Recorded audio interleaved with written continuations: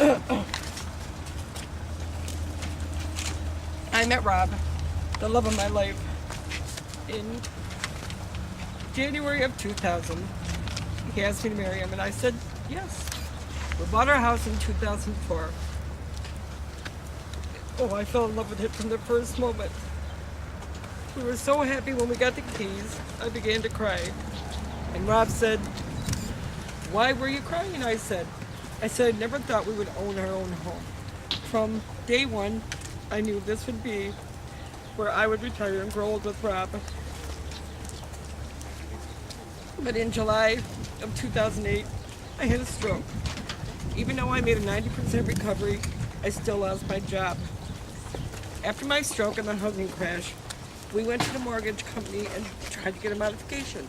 I filed for unemployment in February of 2009, and then in May, we received papers about modifying our home loan. We sent back the papers, and we agreed and paid half of the original payment and thought we were on the right road. Then in May of 2010, my payment was sent back.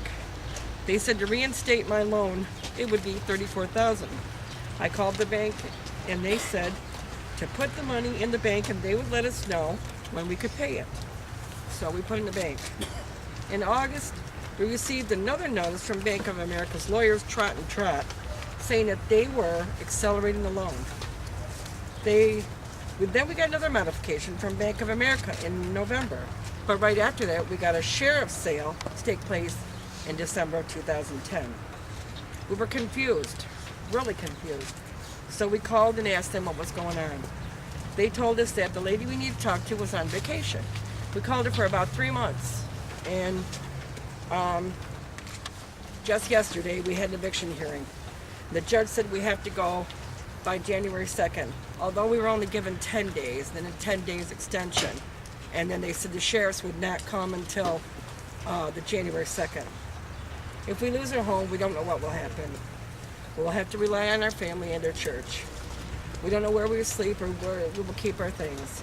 We did everything right, and now we don't know what to do anymore. Please help us, please. Thank you, Debbie. Okay. Now we have Susie Wilson, who is Debbie's cousin, and her daughter Dakota.